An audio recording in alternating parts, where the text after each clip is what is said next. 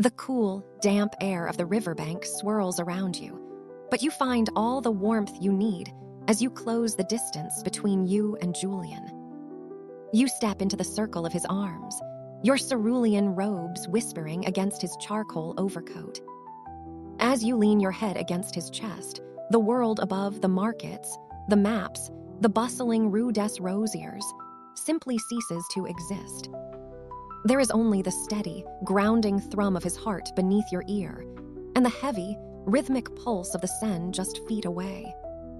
Julian exhales a long, shaky breath, his chin resting gently atop your head. His arms wrap around you with a firm, protective grace, pulling you flush against him. Down here, beneath the massive, moss-covered ribs of the Pont Neuf, the silence is a physical presence, broken only by the liquid music of the river. It's so quiet.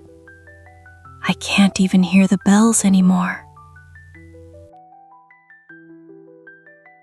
That's the secret, Wyndra.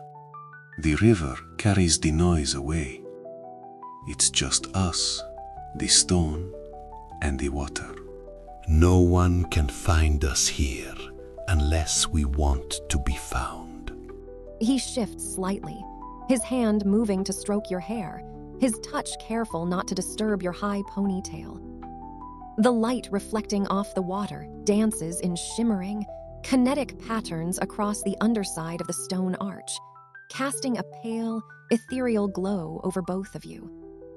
You feel the tension that usually coils in your shoulders, the instinct of a warrior always ready for the next threat, finally dissolve completely into the cool shadow of the bridge.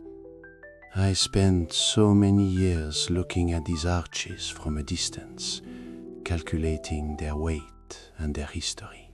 She never thought I'd be standing under them, feeling like I finally found a place to stop looking. Julian pulls back just enough to look down at you, his hazel eyes dark with an affection that feels as deep and enduring as the stone foundations surrounding you. He reaches down, his fingers gently brushing the petals of the crimson rose still tucked into your belt, before returning to cup your face.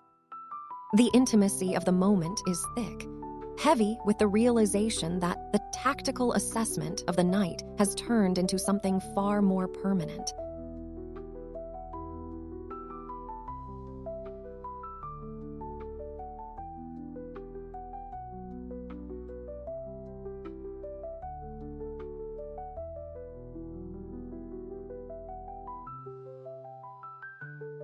The ripples of light from the Seine dance across Julian's face, highlighting the sudden, sharp focus in his gaze.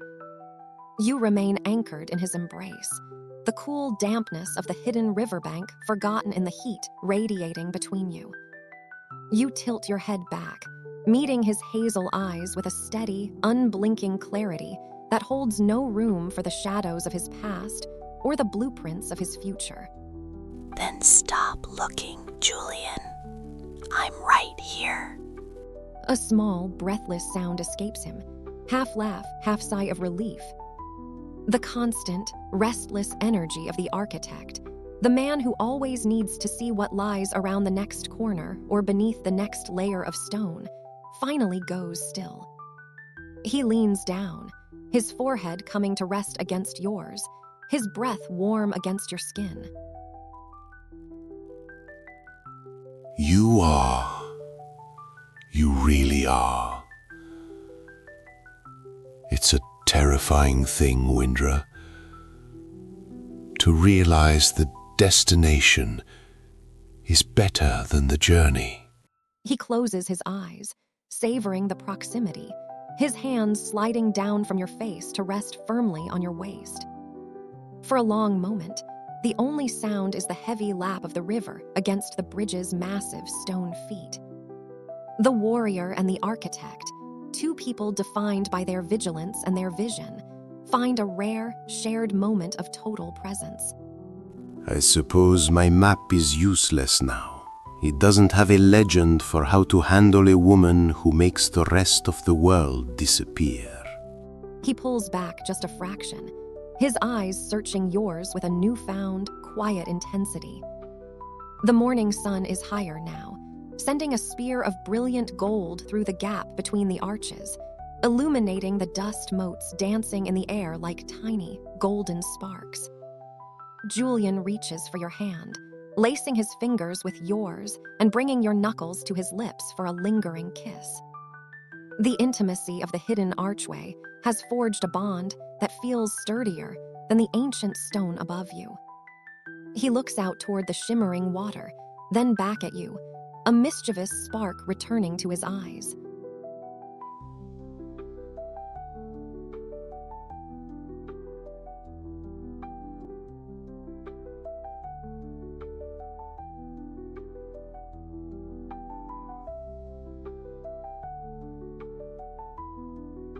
The suggestion of a destination doesn't interest you nearly as much as the man standing within arm's reach.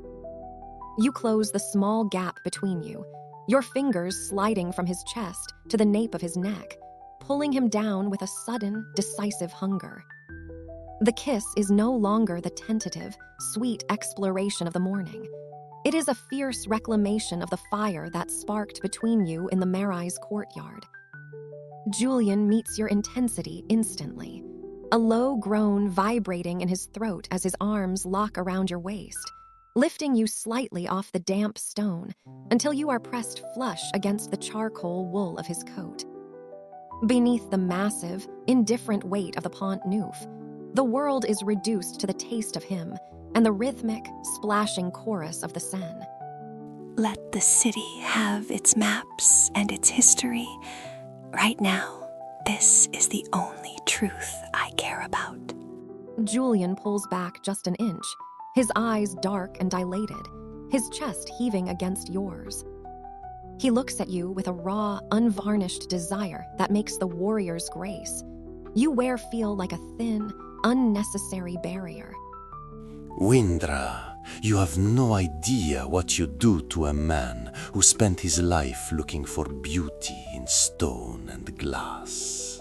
He captures your lips again, his hands moving with a new urgency, tracing the curve of your spine and the line of your shoulders, as if trying to memorize the geometry of you in the dark. The shadows of the archway shield you from the morning commuters crossing the bridge above, creating a private pocket of heat in the cool, river-scented air. I think I'm done being a guide. I just want to be yours. The air between you is thick with the scent of the river and a rising, undeniable tension. Julian's hands linger at the hem of your cerulean robes, his gaze fixed on yours, waiting for the signal that will take you both beyond the public streets and back into the sanctuary of the private night you started.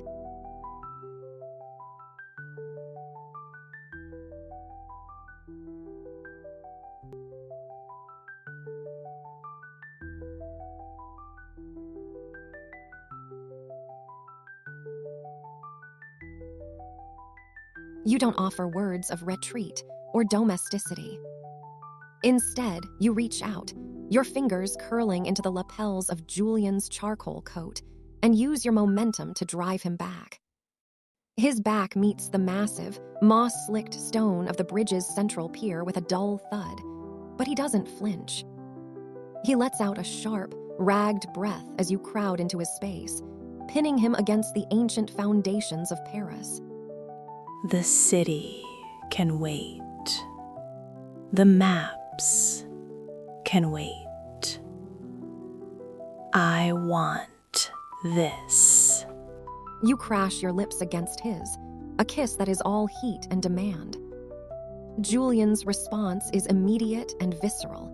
His hands abandon their gentlemanly restraint, one tangling in your high ponytail to tilt your head back, while the other grips your waist with a strength that matches your own.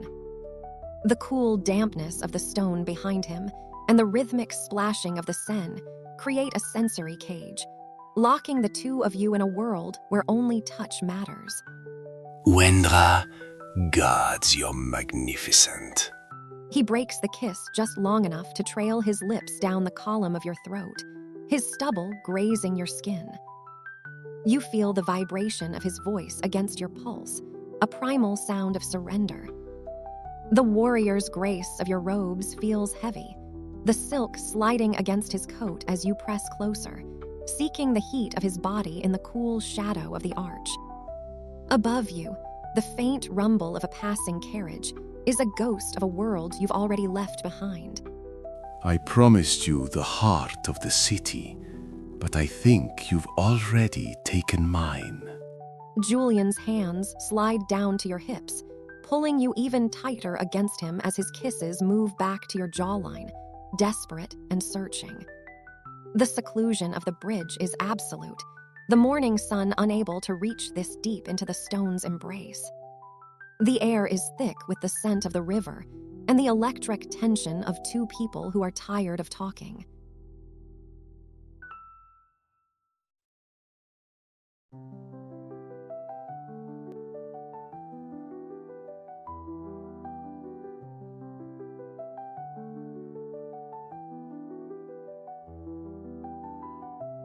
You reach up, your palms framing Julian's face as you pull him back down to you.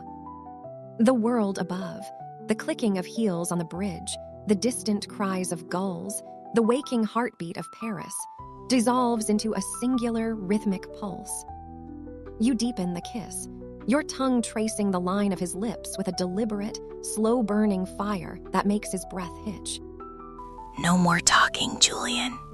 Julian lets out a low, guttural groan, his hands sliding from your waist to your back, pulling you so close that the silk of your robes feels like a second skin between you. The strength in your legs, usually so reliable and grounded in combat, begins to falter under the sheer weight of his hunger. You lean into him, letting the cold, ancient stone of the Pont Neuf support you both as your senses narrow down to the taste of coffee and heat. I can't think when you look at me like that, let alone when you touch me. He breaks the kiss to press his face into the crook of your neck, his breath hot against your skin. His hands are restless now, memorizing the curve of your hips through the cerulean fabric, his touch leaving trails of fire in the cool dampness of the riverbank. You feel the vibration of his heart against your chest, a frantic, heavy thud that mirrors your own. The atelier is miles away, and I don't think I can wait that long to have you to myself. Julian pulls back just enough to look at you, his hazel eyes dark with an intensity that borders on a plea. He looks at the warrior's grace you wear, his fingers hovering over the white leather belt that holds your sword and the crimson rose.